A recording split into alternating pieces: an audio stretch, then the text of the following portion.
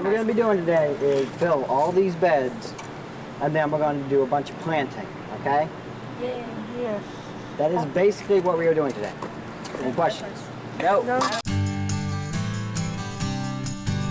In school, we so often thought of leaders as the strong, the bold, the quarterback, the most outspoken or aggressive. And you're going to move it into the wheelbarrow, and then we're going to dump it right there.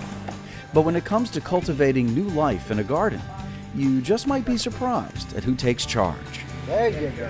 One of the coolest things to come out of the Green STEM at VCU's Service Learning Program is that plants and herbs and trees weren't the only things to rise up from planting seeds. Teachers are finding out that leaders are rising to the occasion.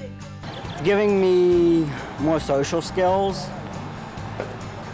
which I can use in school, and it's helping me with my science class because earlier this year we were learning about plants and stuff, so this really helped me out a lot. It turns out that many students become leaders when they're interested in the subject matter. This isn't politics or sports. It's the great outdoors. It's trees and herbs and plants and seeds, and it's science with very fast results. Above all, students are finding their voice, their self-esteem, and their academic strength in the efforts they are making to enhance their community. So often when kids sitting in the back of the classroom, or kids who are the least likely to raise their hands when called on, find their voices when it comes time to get outside and do some planting. Middle school is very hard as far as self-conscious goes, so having that to fall back on, that was like something I was good at, so I took that. And when I got into high school with the humanities program, we were all together. We all had the same interests. We were like in a community, so it really helped to like allow us to be proud of what we were doing. Was that like sort of your first experience of saying, hey, I am part of something bigger than just myself? Yes, definitely. And going out with our whole class as a group, we were going into the community, so we felt the connection within us and also within the community, so we were bringing that back into our high school experience. What's it like to be in charge of something like this?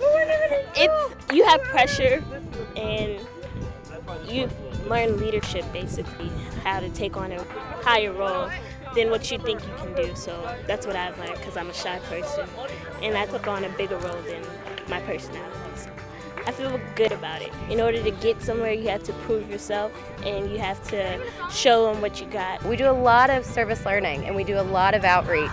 So the kids not only understand that they have the ability to make a difference and that they have a voice, but they know how to use their voice. They know how to speak publicly. They know how to have their voice heard through words and through action. And I think that's a really good skill.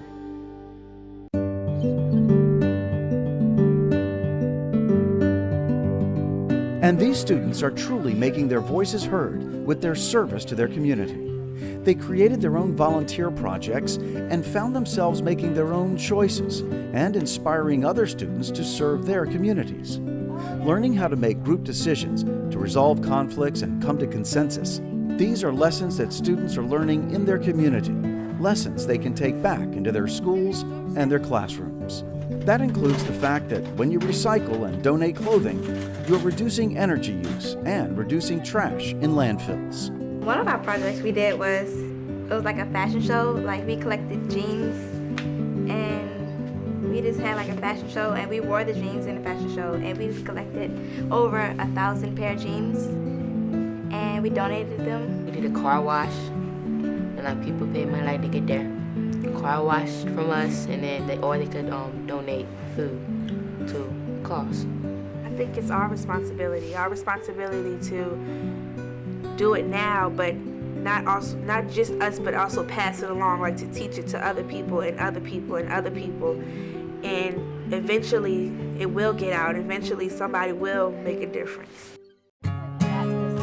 Today's middle school students know more about mass communication than most adults do now. So when it's time to pull together their friends and family and do good works for the environment and their community, they know how to make it happen.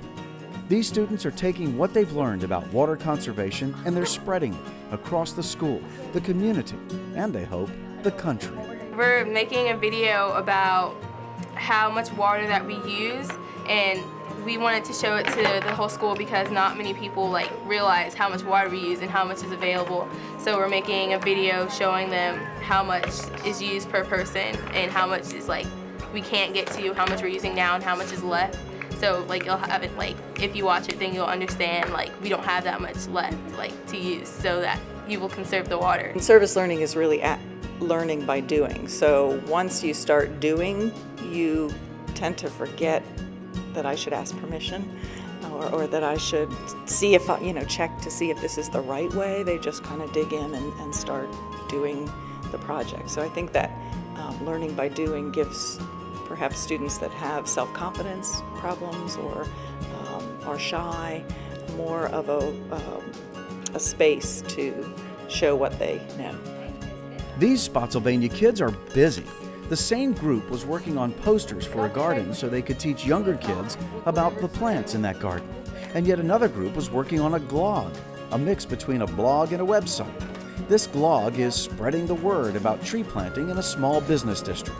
We're telling people about the Rappahannock cleanups and riparian buffer restorations.